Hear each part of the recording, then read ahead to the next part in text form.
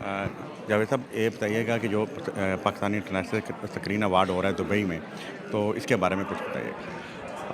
देखिए जी, Pakistan international screen award जो कि 7 फरवरी को यहाँ दुबई में कोको कोला अरीना में हो रहा है।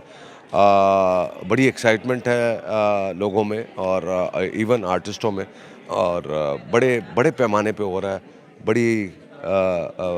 मेरे हिसाब से बड़ा क्लासिक है और बड़ी खूबसूरती से जो इसके रोए रवां हैं मिस्टर फैसल खान, बड़ी मेहनत की है, बहुत पैसा खर्च किया है और इस अवार्ड के बाद अल्हम्दुलिल्लाह इससे पहले भी बहुत से अवार्ड बाहर मुल्कों में हुए हैं, टोरंटो में हुआ है, ह्यूस्टन में हुआ है, ओस्लो में हुआ है, लंदन में हुआ है।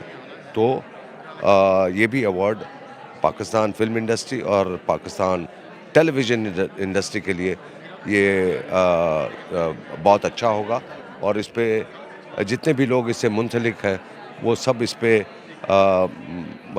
खुश होंगे और पाकिस्तान का नाम ऊँचा होगा। आप एक सीनियर अदाकार हैं, आप खुद फ़िल्मों की प्रोडक्शन भी करते हैं। इस वक्त पाकिस्तान में ड्रामे बहुत अच्छे बन रहे हैं, लेकिन फ़िल्मों में हम पीछे हैं।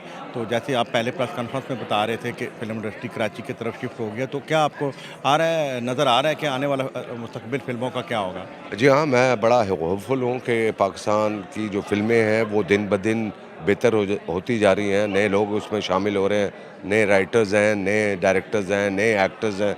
और टेक्नोलॉजी हमारे पास आ गई है सारी। ऑब्वियसली एक नई इंडस्ट्री को खड़ा करना थोड़ा-सा टाइम लगता है। तो मेरा ख़्याल है कि हम बिल्कुल सही रास्ते पे जा रहे हैं और मैं बड़ा पॉज़िटिव हूँ कि इंशाल्लाह 2-3 साल में हमारी जो फ़िल्म इंडस्ट्री है, वो अपने पाँव पे खड़ी हो जाएगी। Thank you so much.